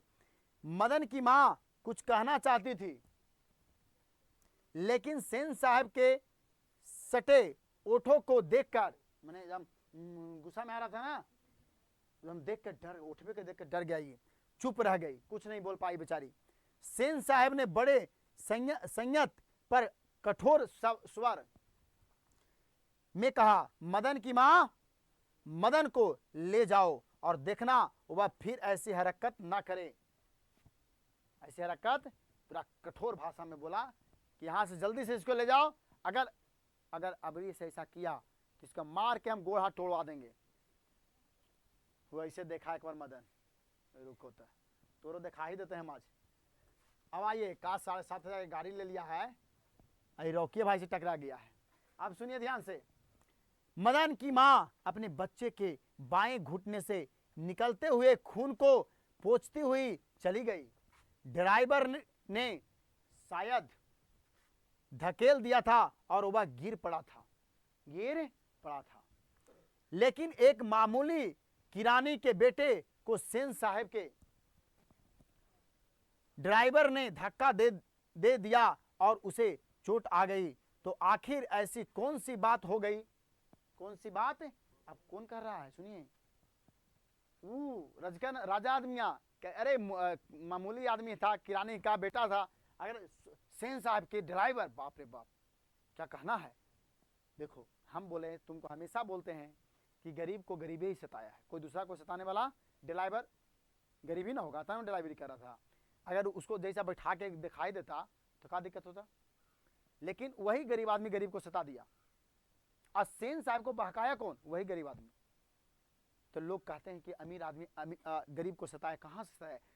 तुम्हारा ही पड़ोसिया तुमको ही सताया है, लेकिन आपको पता नहीं चला। आपको लूटने वाला आप ही का आदमी है, कोई दूसरा को लूटता नहीं है, क्योंकि आपके घर में कहां पड़ी, क्या रखा हुआ है, आप ही का घर के लोग जानते हैं। अगर आपके घर में चोरी हुआ तो कोई ना कोई मिला है जो आप ही के घर को बर्बाद किया है। देखिए ना, ये कहानी से एक सीख ही मिल रहा है ना, ड्राइवर गरीब, किरानी गरीब, और झूठों का झूठो उसको मारने लगा, एक गरीब का बाल बच्चा को। क्यों? उसको गर्व है कि हम राजा आदमी ही काम करते हैं, और झूठो जो फूक दिया, कह देता ये कि नहीं साहब कुछ नहीं किया, ये लड़का अच्छा है। तो क्या उस मदन को पिटाई होती, खून गिरता, लेकिन किसके कारण से गिरा? वही गरीब आदमी। सब धोखा है। जैसे विश्वास अपने पर ही नहीं करना चाहिए। तो आखिर ऐसी कौन सी बात हो गई? अब बोल रहा है करियानी था, ये गरीब आदमी का बाल बच्चा था, ढकेल दिया, कुछ हो गया, सेन साहब के ड्राइवर ढकेल दिया। राम जी का अवतार था नहीं। ठीक इसी वक्त मोटर के पीछे खटखट की आवाज सुनकर सेन साहब लपके सोफर भी दौड़ा और लोग सीढ़ियों से उतरकर अपनी अपनी गाड़ियों की ओर चले। बाकी जो दोस्त यार था अपनी गाड़ी की ओर चला। सभी ने देखा क्या देखा? एक अजीब कहानी देखा।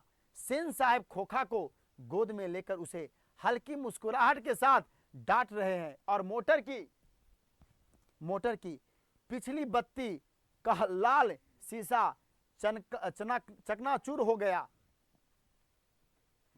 वो छुआ तो गंदा हो गया। मदन छुआ गरीब का बेटा तो कैसे हो गया? गंदा।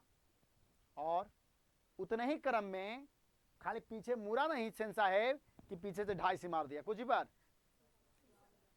सेन साहब धौगे और उसके साथ वो भी बुढ़ावा भी सोफर वो भी धौगा और बाकी जो दोस्त यार वो भी चले गाड़ी की ओर अपने अपने। तो देखे कि सेन साहब उसको उठा के गोदी में हल्के से मुस्कुराए, है बेटा ऐसे नहीं करना चाहिए, गलत काम है, लेके आ रहे हैं। बाकी लोग देख रहे हैं और अचानक पड़ा। अचानक क्या? ये तो देखिए गाड़ी शीशा गया, शीशा। लेकिन उतना करने के बावजूद उसको खाली इतने कहा जा रहा है, बेटा ऐसा काम नहीं करना चाहिए, गलत है। लेकिन मदन सिर्फ छुआ था, उसके लिए उसको ढकेल दिया और ढकेलने के बाद खून गिरा। और बाद भी कहा जाए कि मदन एक किराने का बाल बच्चा है, गरीब है, इसको ढकेल दिया तो क्या हो गया?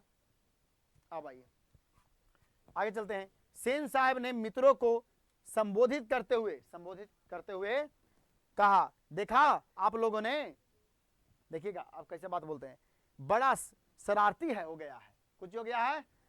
कासू नाम क्या था इस चोटवा के? सेन साहब के बेटा का नाम क्या था खोखा के? कासू।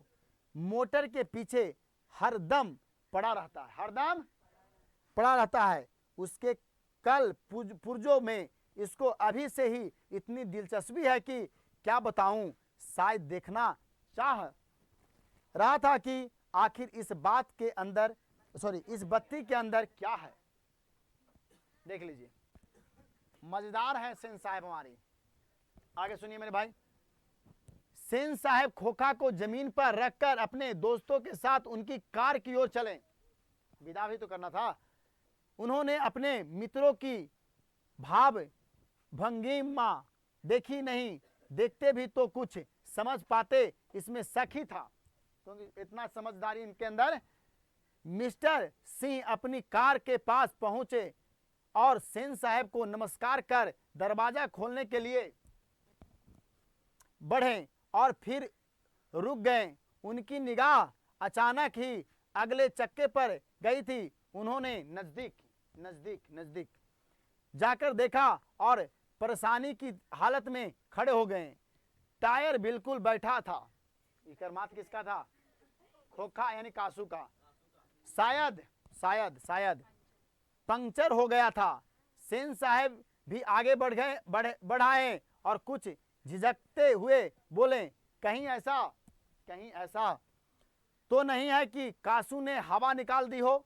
ड्राइवर जरा दूसरे चक्के को भी देख लो और पंप ले आकर हवा भर दो, और हाँ कुर्सियां लॉन में लगवा दो, तब तक हम यहाँ बैठते हैं। यानी अब जो गार्डन है उसमें कुर्सी लगा दो और देख लो अगला चक्का भी पंक्चर है ना हो गया है। हमको लगता है कासू ये काम झिझकते हुए बोले। ड्राइवर पाइप मिला के हवा भर रहा था, ये अपना गार्डन में आके दोनों बैठ के मित्र जो बातचीत कर रहे थे कुर्सी पर। ड्राइवर ने एक कार का चक्का लगाकर सूचना दी कि दूसरी ओर के पिछले चक्के की भी हवा निकल हुई थी। काम तो कासू बाबू का ही मालूम पड़ता है। कुछ ही बाबू, हिम्मत नहीं है इसको कि बोल दे, कुछ ही बोल रहा है। काम तो कासू बाबू का ही, क्योंकि बेटा किसका था? उसके मालिक का। हिम्मत है कासू का दे, खाले नोट देगा। इधर ही खेल रहे थे, इधर ही क्या कर रहे थे? खेल रहे थे। शोफर ने बताया और पंप लाने चला गया। पंप लाने चला गया। यही जगह पर मदन रहता था हो। अब सुनिए, मुखर्जी साहेब की गाड़ी सकुशल थी और वह अपने और पत्रकार महोदय के परिवार के साथ चलते बने। सेन साहब और मिस्टर सिंह लॉन की कुर्सियों पर बैठकर बातें करते रहे। बातों सुनिएगा, बातों के सिलसिले में ही सेन साहब ने बतलाया कि कासू ने इधर चक्कों से हवा निकालने की कुछ रख लो हिकमत जान ली थी और मौका मिलते ही शरारत कर गुजरता था।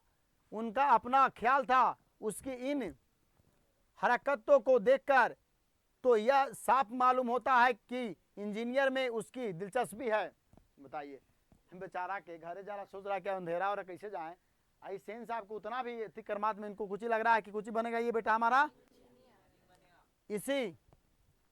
इसी तरह की दूसरी बेमतलब की बातें होती रही जब तक कि चक्कों में पंप नहीं हो गया, यानी हवा नहीं भरा गया। मिस्टर सिंह रुखसत नहीं हो गए। यही सब जब तक नहीं गया तो यही बातें हो रही थी, सिर्फ और सिर्फ किसके बारे में? कासू के बारे में। क्या बनाना है उसको? हर एक बुराई लक्षण को वो किसी में कन्वर्ट कर रहे थे, इंजीनियर बनेगा।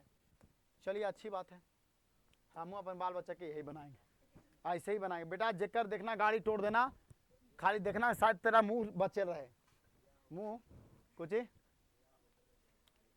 हाँ मोल न मिले रे बाल बच्चा। पगलवा इधर आओ, पैंचा ठीक कहता है, पैंचा कोई के 2-3 गो रहेगा तो ले लेंगे। सुनिए इधर देखो, सेन साहब अंदर लौटे तो बेरा को मदन के पिता गिरधर लाल को, जो उनकी फैक्ट्री में किरानी था और अहाते के एक कोने में आउट हाउस में रहता था, बुला लाने का हुक्म दिया गया। जाओ उसको बुला के लाओ। किसको? गिरधर को, लाल को, है ना, जो क्या था मेरे भाई? किरानी था। क्या था? किरानी था। गिरधर लाल आया, सेन साहब के सामने सिर झुकाकर खड़ा हो गया। इसे जी साहब बोलिए बोलिए। जैसे खून के जुर्म में कैदी जज के सामने खड़ा हुआ। सेन साहब ने ठंडी बेलौस आवाज में कहना शुरू किया, देखो गिरधर, एकदम प्यार से, एकदम खड़ा इसे है। साहब जी बोलिए। देखो गिरधर, एकदम ठंडी आवाज में, देखो गिरधर। क्या देखो भाई? आगे देखिए। मदन आजकल बहुत शौक हो गया है। अपने बेटा में शौक ही इंजीनियर दिख रही है, खराब को किसी दिख रहा है, लेकिन उसकी थोड़ी सा चंचलता को कुछ बता रहे हैं, शौक हो गया है। मैं तुम्हारी और उसकी भलाई चाहता हूं। गाड़ी को गंदा किया हुआ अलग, मना करने पर ड्राइवर को मारने दौड़ा और मेरे सामने भी डरने के बदले उसकी ओर झपटा रहा। ऐसे ही लड़के आगे चलकर गुंडे, चोर, डाकू बनते, कुछ बनते हैं। ये किसको सुना दिया इतना बात? अब गिरधर लाल को आ गया गुस्सा, गया घरे और ठोक दिया। किसको? मदन को दिया पीठ, क्योंकि गरीब का बेटा था, इसको डर था कहीं ना हमको नौकरी से निकाल दे तो खाना कैसे खाएंगे। ये चुपचाप सुना, जी सर हम मना करेंगे, ऐसा नहीं करेगा। अब इसे गोड़ हाथ पड़ के चल गया। कभी कभी जी कह देता था, चुपचाप जी जी। सेन साहब का भाषण जारी था। उसकी हालत क्या होती है तुम जानते हो।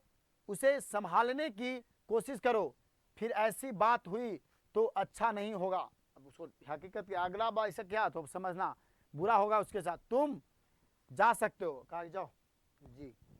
चल गया पीछे से। उस रात गिरधर लाल के क्वार्टर से आते हुए मदन के चित्कार से सेनों का आरामदेह शयन नागर गूंज गया। आराम में खलल पढ़ने से कुछ कुछ लिख लो, झुझलाकर पिता सेन ने धर्मपत्नी से बड़ी समझदारी की बात कही। गिरधर खुद समझदार आदमी है। गिरधर क्या है, कोई दिक्कत नहीं हो, समझा लेगा अपने बाल बच्चा को। उसकी बीबी ने ही लड़के को कुछ कर दिया है, बिगाड़ दिया है। अपने पत्नी से बता रहा है सेन साहब कि गिरधर तो बहुत अच्छा आदमी है, वो अपने बच्चे को संभाल लेगा, लेकिन उसकी पत्नी जो है उस लड़का को क्या किया है, मदन को बिगाड़ दिया है। मदन की यही दवा है, मदन की यही दावा है। मेरी तो तबीयत हुई थी कि कम वक्त की खाल उड़े ले। कौन कह रहा है, गिरधर की, सॉरी सेन साहब की पत्नी बोल रहे हैं कि मेरी तो मन किया कि मार के उसका हम खाले नोच लें। गिरधर ने ऐसे ही कड़ाई जारी रखी तो शायद ठीक हो जाए। गुजल लिख लो, spare the rod and spare the child. चलिए आगे बढ़ते हैं। दो बात इंग्लिश में बोला, झक गली हो, सुनिए आगे। मुंह पिरा जाओ मर्द पढ़ते पढ़ते की इतवार कहानी देवल जाए महाराज। आगे देखिए, माता सेन की नींद उचट गई थी। उन्हें मदन की कातर चिल्लाहट से ज्यादा अपने पति की बकबक पर खीस आ रही थी। सुनो, लेकिन उन्होंने भी अपनी खीस मदन पर ही उतारी। कमबख्त कैसा कोए की तरह चिल्ला रहा है, भिखमंगा कहीं का, खोखा की बराबरी करता फिरता है। खोखा की बराबरी करता। अपने पति पर तो हिम्मत नहीं किया गिरधर लाल पर, वो उकर गोसा के गिरे पे उतार दिया। कौवा कहीं का, कौवे की तरह टट्टर कर रहा है, भिखमंगा, खोखा की बराबरी करते चलता है। आगे सुनिए, करेगा खोखा की बराबरी। मदन का आर्त रुदन रुक गया था। खैरियत थी उसकी सिसकियां सेनों के श्यामनागर तक नहीं पहुंच सकती थी। रो रहा था बेचारा, क्या करेगा। लेकिन दूसरे दिन तो बिल्कुल बेढब मामला हो गया। अब देखिए मामला कैसे हुआ है, लास्ट में पढ़िए। शाम के वक्त खेलता कूदता खोखा बंगले के अहाते की बगल वाली गली में जा निकला। वहां धूल में मदन पड़ोसियों के आवारागर्द छोकरों के साथ लट्टू नचा रहा था। कौन, आप लोग लट्टू नचा आता जी? नहीं, ऐसे करके ऐसे मारो नचेगा। सुनिए, पहले लट्टू नचा, आप कहाँ, आप तो मोबाइल सब खेला हटा दिया है। पहले लट्टू टट्टू ये सब होता था। आप सुनिए, ध्यान से सुनिए, लट्टू नचा रहा था। आप सुनिए, अब धीरे धीरे सुनिए। खोखा ने देखा तो उसकी तबीयत मचल गई। अब मदन खेल रहा था, अब ये घूमते घामते चल गया कहाँ, खोखा जहाँ खेल रहा था वहाँ। अब ये इसको भी लगा कि हम भी खेलेंगे, तबीयत मचल गया। खेला तो लड़का होता है ना जी, लड़का तो लड़का होगा, वो कोई भी रहे, हमरो मचल गया कि हमको खेलना है। अब सुनिए, मदन तो पहले ही से चिढ़ल था। हंस कौओं की जमात में शामिल होने के लिए लग गया। आप पूछेगा ये चीज कि हंस किसके जमात में शामिल होने के लिए लग गया था, तो अब हंस किसको किया, खोखा यानी कासू को, सेन साहब के बेटा को। कौवा किसको कहा गया है, मदन को कहा गया है, हाँ रॉकी भाई को। आगे चलिए। लेकिन आदत से लाचार उसने, सुनिए, आदत से लाचार उसने बड़े रौब के साथ मदन से कहा, क्योंकि बड़े बाप का बेटा था, रौबे से ना कहेगा कि बाप हमारा ही काम करता है तो उसके हम बेटा से थोड़ी अदब से बात करें। हम पूरा एकदम बोला, एकदम हम भी खेलेंगे। अब मदन, हमको लट्टू दो, हम भी खेलेगा। दूसरे लड़कों को कोई खास उर्ज, माने कोई दिक्कत नहीं था, खेल रहा तो खेलता नहीं थी। वे खोखा को अपनी जमात में ले लेने के फायदों को नजरअंदाज नहीं कर सकते थे। तो खोखा जाता, बड़े बाप के बेटा, तो कुछ भी होता था लट्टू टट्टू ला के दे देता। अब मेरा इज्जत भी बना रहता कि बड़ा बाप का, जैसे नीतीश कुमार के बेटा हमारा साथ घूमे तो हमारी इज्जत ना बन जाएगा। बाप रे, वो आदमी है मर्दे, वो नीतीश कुमार के बाल बच्चा के साथ चलता है। नरेंद्र मोदी के तो कोई संतान नहीं है, वो तो बिजलाहा है। वो आप कौन खाता है, कुछ आप कौन खाता मन मर जाएगा। सुनिए यहाँ ध्यान से। अब हम बड़े बड़े के बेटे के साथ राहुल गांधी के तो ओकरो तो नहीं है कोई, ओकरो तो कोई नहीं है, मजा ऐसे नहीं नम्मे याद अभी थे क्या करें। हम मुकेश अंबानी के बेटा के साथ अगर हम घूमे, अनंत अंबानी के साथ, सोचो मुकेश अंबानी आबे हमारा कोचिंग भी कहे सौरभ सर हमको पढ़ाने दीजिए, क्योंकि सर क्या बात करते हैं आप, एक बार खाली ऐसे करके झाड़िएगा ना ऐसे, महाराज हम ये कोचिंग तो जिम बंद करके राजमहल पर ना बैठेंगे हो, इतना पैसा के मतलब एक बार ऐसे करके खाली कर दें ऐसे, तो गाँव के पूरा आदमी ढाप जीते, इतना पैसा वगैरह भी ऐसे खाली। अरे एक ओकर कोटवा ने मर्दे करोड़ों में रहा है, 1 करोड़ गाँव में जना बांट देते सबको मिल जेते 5-5 लाख रे, 5 लाख में बिजनेस कर लेते सब हो। तो अगर वैसे आदमी के साथ हम घूमे तो क्या बात है, तो हम तो चाहेंगे कि वो आवे, हम तो चाहेंगे ना। तो सुनिए, लेकिन मदन चाहता था, वो देखो क्या कह रहा है, पर उनके अपमानित प्रताड़ित लीडर था मदन को यह बात कब मंजूर हो सकती थी, ताकि ना ये तो अब ये फेरा फंसा है, इसको मंजूर नहीं हुआ। उसने छुटते ही जवाब दिया, दम मुंह दम खोल के जवाब दिया तुरंत, अबे भाग जा यहाँ से, ऐसे बोल दिया। अब भाई ईगो पर तो लेगा ना, अबे भाग जा यहाँ से निकल, बड़ा आया है लट्टू खेलने वाला। अब भाई सोचो, ऐसे हम मुकेश अंबानी के बेटा को बोल दें, अबे भाग यहाँ से, आया बड़ा पढ़ाने वाला तू, आता का खारा नहीं है, चल। सोच क्या होगा उसके ईगो पर। हाँ है भी लट्टू तेरे, है भी तेरे लट्टू, जा कहते जा यहाँ से निकल।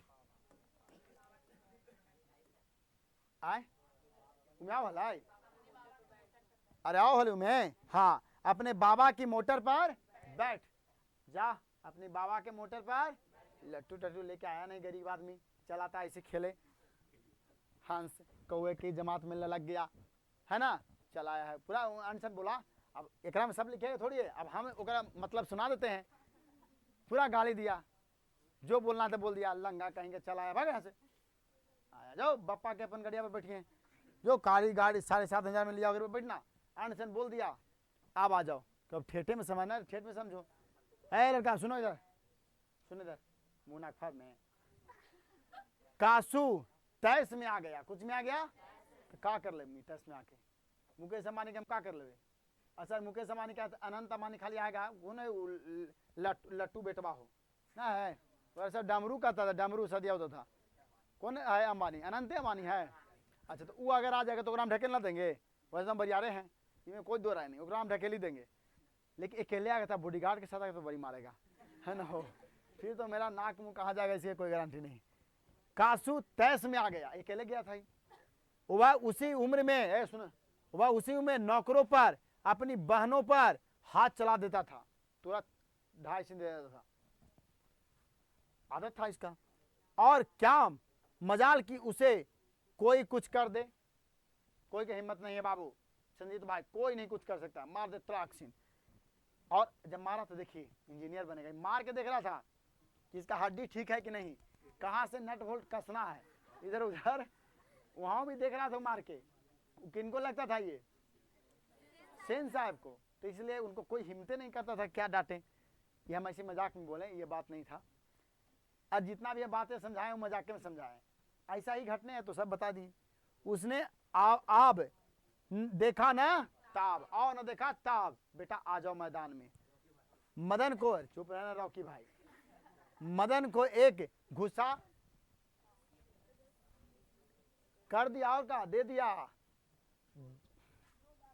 अब सुनिए, मारा ना बेचारा के, आज हथवा उठाई तो देखा कि 2 खिड़की ऐसे कर ले, 2 खिड़की खुल गया भैया, गड़बड़ हो गया। चोर गुंडा डाको होने वाला मदन भी अब मानने वाला था,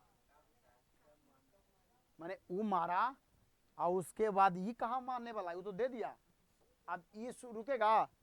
वह झट कासू पर टूट पड़ा, दूसरे लड़के जरा हटकर इस द्वंद्व युद्ध का मजा लेने लगे, लेकिन मारन डॉक्सिन मदन ऐसन करके हटाया ना हथवा, देखा कि दतिये ने,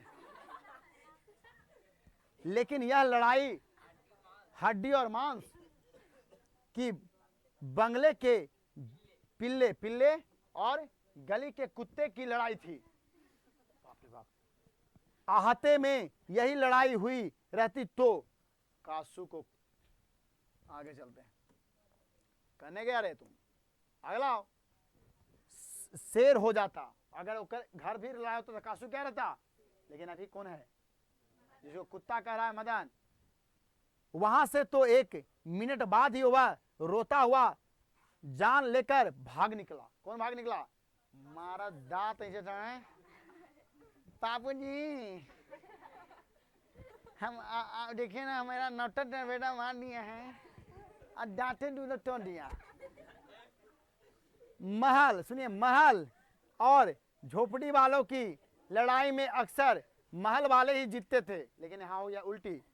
पर उसी हालत में जब दूसरे झोपड़ी वाले उनकी मदद अपने ही खिलाफ करते हैं। लेकिन हाँ देखो कितने अच्छी बात बता रहा है, आप तभी जीत पाएंगे, आप पर जो अन्याय कर रहा हो तभी जीतेगा जब आप ही के लोग उसको क्या करेंगे, मदद करेंगे। अब हम जाएंगे, हम लोग गरीब आदमी हैं, ठीक है, गरीब और अमीर तो किसी भी जाति में हो सकता है, जाति का कोई परिपथ नहीं है, लेकिन नेता लोग इसको इस रूप में ढाल देता है कि हम लोग मूर्ख आदमी और जाति से किसको ना प्रेम है। कोई आपके मुंह पर कहे चाहे मत कहे, हर को जाति से प्रेम रहता है, इसमें कोई दो राय नहीं है।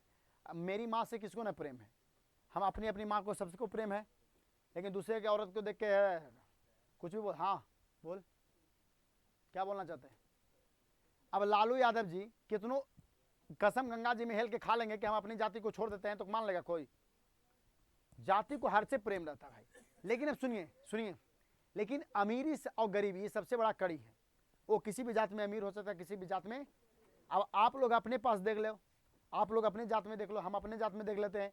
जो अमीर है हमें नीच देखता है, हमको समझता है कि ये भूया चमार है। आई में 2 बात ने हमरा कह दिया है, वकील है यहाँ एगो, सुनो ऑनलाइन में कह देते हैं, वकील हैं, उनको ही था गृह प्रवेश, चप्पल टूटल था मेरा, हम तो चल गए, तो उसका बेटी झाना रहती है, पैसा वाला है, बड़ी करोड़पति हैं, इनसे तो कहे ये सब भूया भूया है, भूया भूया खिलावो इसको। अब सोच, हमरे देख के हमरे जमत वाला हमरा कुछ कह रहा है, काहे कह रहा है, ये क्यों कह दिया इसे, हमारी लक्षण हमारी दुर्दशा वो थी। तो ये जाति दुए को हइयो धरती है, एगो अमीर एगो, वो पहचानवे न करेगा तोरा अमीर बा की हमरे जात के है, तो पहचान के दिखवा देना, तो खत्म वहीं पर। अब देख पैसा वाला रहेंगे, सुनो जीताराम मांझी, जीताराम मांझी, तो वही पैसा वाला हमरे जतिया, वही पैसा वाला उसको जाके पैरवा पकड़ लेगा, तो यहाँ पर जतिये खत्म हो जा रही है। लेकिन नेतवा को मजा लेना कैसे, ऐसी करवा के ना, वो जो करवावी थे वही जाए थे, ओकरा ही जाति जो कही थे हमरा कि जाति जाति करो, एकरा ही न जाओ, ओकरा ही न जाओ, ऐसे करो ऐसे करो, वह को नरेंद्र मोदी को न्योता दे तो अमित शाह के न्योता दे तो वो गिरिराज सिंह कतो ना पहुँचाए, और आराम से दोनों हाथ मिलाए खाते, एक के साथ खाते, एक के थरीबा में। लेकिन हम लोग को बांट रहा है, हम लोग क्या कर रहा है, बांट रहा है। इसमें हम लोग बटेंगे, क्योंकि हम लोग तो भाई भेड़िया है ना, भेड़िया, क्योंकि हमें कुछ भी डाल देगा तो हम लोग उसको खाने के लिए दौड़ जाएंगे, तो हमारे पास तो है नहीं, हम ना सोचेंगे ना कुछ करेंगे, लड़ाई झगड़ा चलेगी और उसमें फ़ायदा लेगा तीसरा के पास इतना फायदा है कि कुछ भी होगा देश में तो भाग जाएगा। जैसे बांग्लादेश में देखिए लड़ाई हुआ तो भाग गया कल लंदन, पूरे जनता को छोड़ के कहाँ चल गया वो, यही होते रहती है। आइए उससे बात हटाइए, हम यहाँ देखना चाहते हैं। तो क्या कर रहा है, कब जीतेगा, जब उसी के जमात वाला उसका क्या करेगा, अमीरों का साथ दे देगा।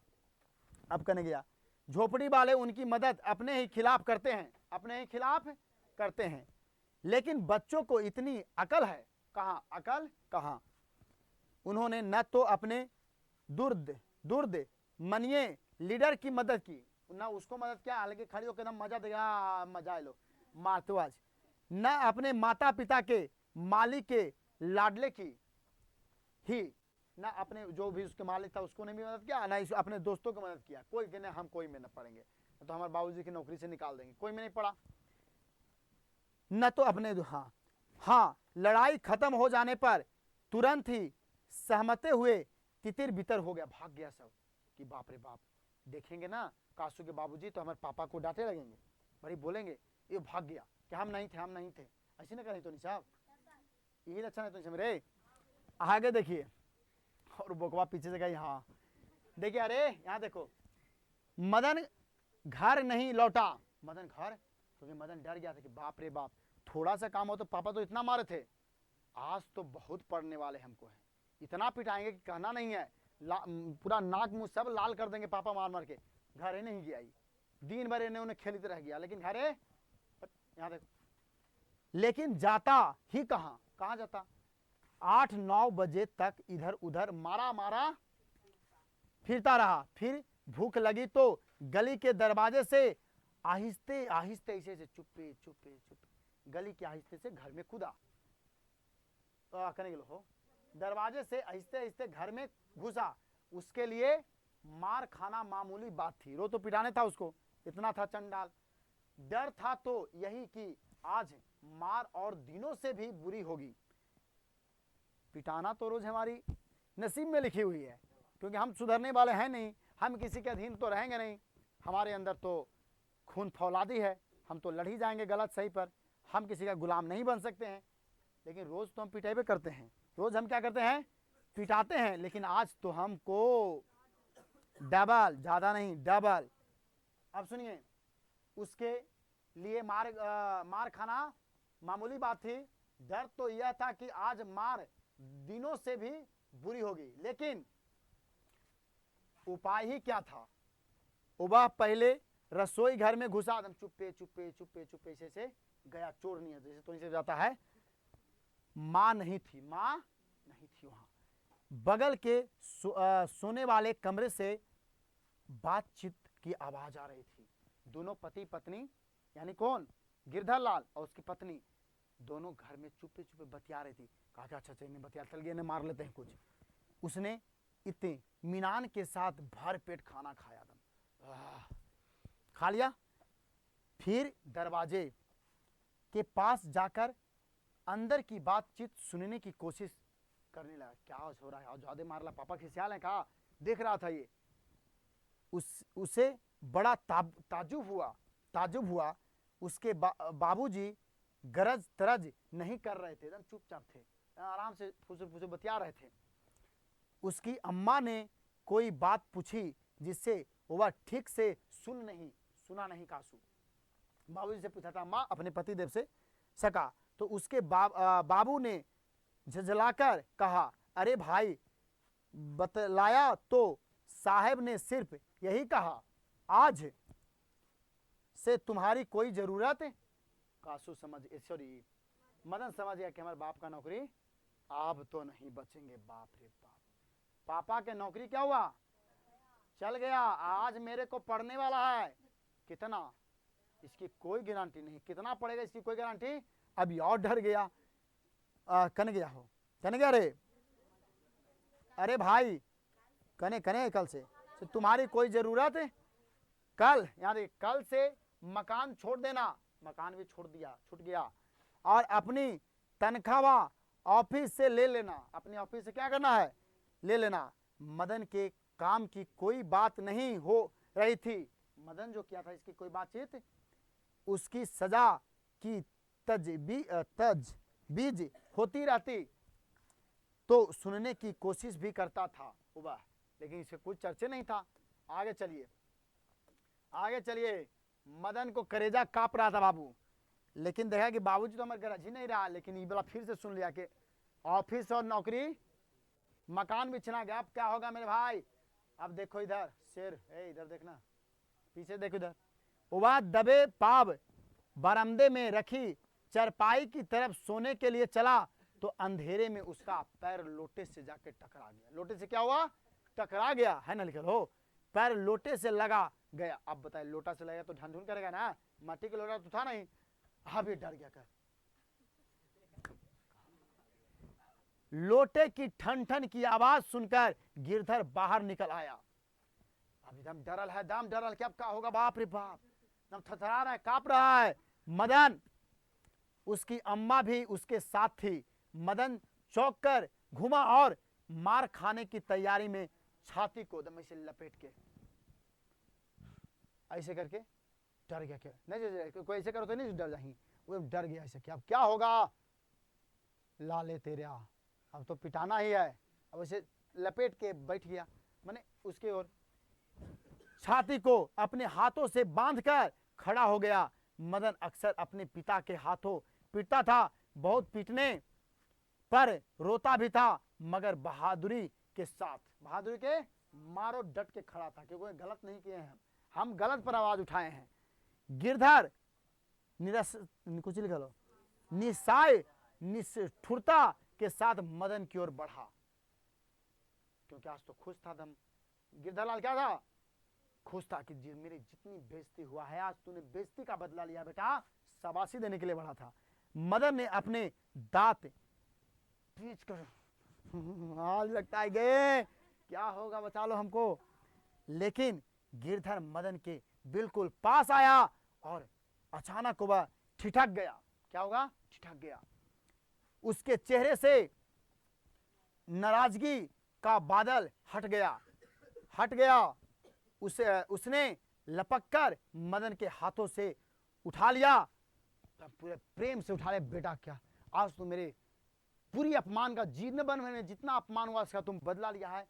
छाती ठोक कर उसको अपने गोद में ले लिया और उसको प्यार करने लगा, लपक लिया। मदन हक्का बक्का अपने पिता को देखते रही, क्या ये कहने से चांदू गया, ये बाबूजी मेरा है कि कोई दूसरा आ गया? मेरे बाबूजी के मेरी माँ के साथ धोखा क्या हो रहा है? इसे देख रहा था, नहीं मेरे पिताजी हैं। लेकिन ये कहने से चांदू का भाई, बाप ने उसको प्यार मोहब्बत करने लगा और शाबाशी देने लगा। उसे याद नहीं उसके पिता ने कब उसे इस तरह प्यार किया था।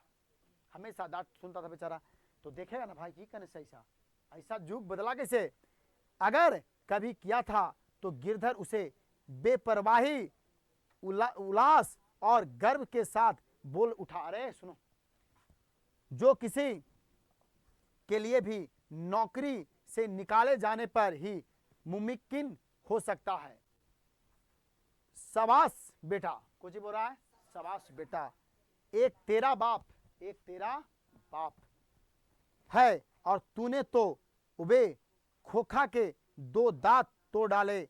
हा हा हा, हंसा हा हा हा करके, कुछ कहा और पूरा खुश हो गया मदन। ये गजब के बाप हमारा बदला रे, एकदम पलटूराम बाप निकला। लेकिन बाप को खुशी हुई, बाप को क्या हुआ? खुशी कि आज मेरा जितनी अपमान हुआ, ये बेटा उस अपमान का बदला ले लिया और उसके 20 के 2 दांत को तोड़ दिया। तो जो दांत तोड़ा था, 2 खिड़की निकला था, उसको क्या कहा? 20 के 2 दांत। तो यहां से जो सवाल आएगा, इतना पढ़ने से कोई फायदा है नहीं, सवाल आएगा 4 को 5 को ऑब्जेक्टिव। कौन ललक गया था? हंस कौवे के जमात में खेलने के लिए, शामिल होने के लिए ललक गया था, तो हंस ललका था ना।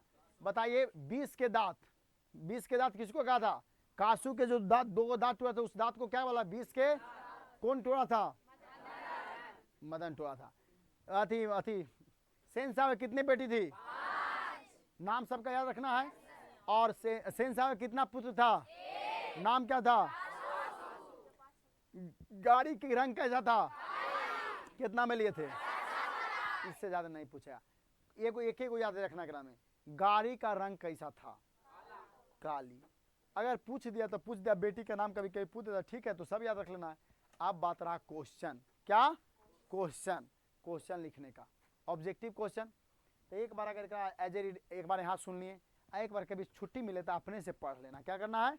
जिसमें से पूरी कहानी आपके अंदर रहेगा, क्वेश्चन आएगा तो खुदे बना सकते हो तुम, इसमें कोई दो राय नहीं है। तो इस प्रकार से हम लोग का क्या हो गया, ये समाप्त हो गया है। तो 2 चैप्टर समाप्त हो गया। अब 2 चैप्टर का हम ऑब्जेक्टिव क्वेश्चन और सब्जेक्टिव क्वेश्चन कराएंगे, तब आगे बढ़ेंगे। ठीक है, चलिए धन्यवाद। जाइए।